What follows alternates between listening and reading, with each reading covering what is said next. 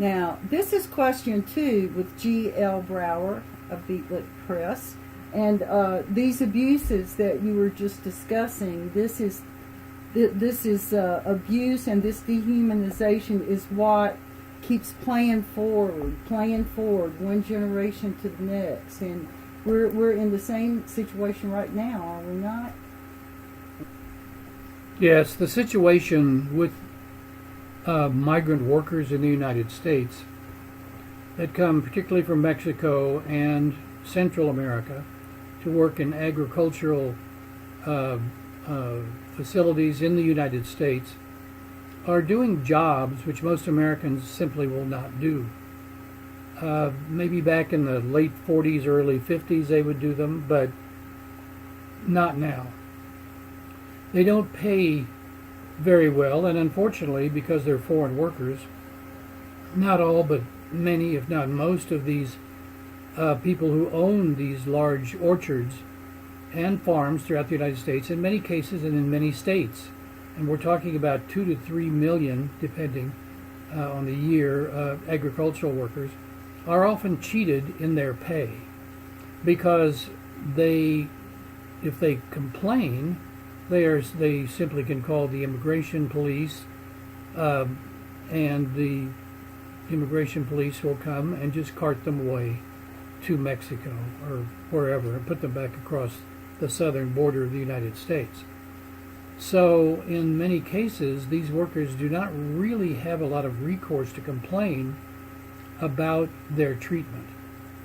And most Americans don't realize that it takes more than 1 million of these workers to pick the produce throughout the United States every year, so they have fresh vegetables and fruit on their plates, or at home or in a restaurant when they order food. All of this is grown in the United States, but it's not picked by Americans because most Americans will not do this work. It's very heavy, very difficult work. In many cases, they don't know how to do the work. The people coming up from Mexico and Central America are generally speaking, have experience with this because they have been agricultural workers. They know how to prune certain plants. They know how to do what needs to be done.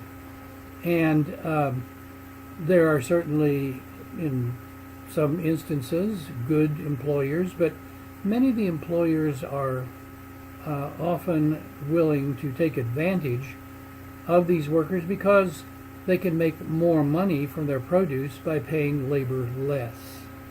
And this is really unfortunate. Some farms are better than others.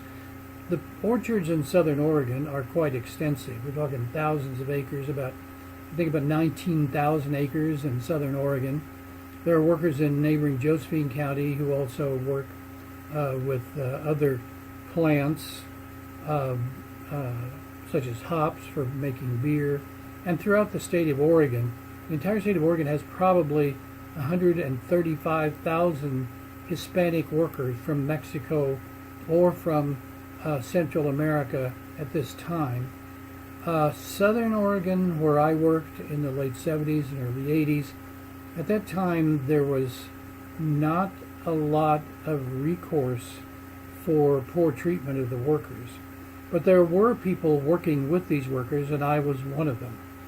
I worked, first of all, with the Hispanic Library Access Project, which took books in Spanish out in a bookmobile to the, well, it was exactly, it was a homemade bookmobile in which books are simply put in the back of a van, a library van, because the roads were very, very bad going out to these migrant camps.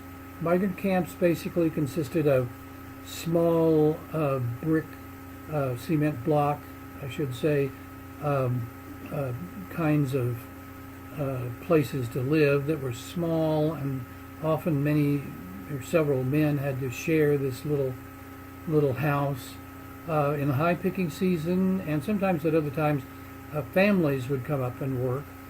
But in general, the situation was difficult for housing.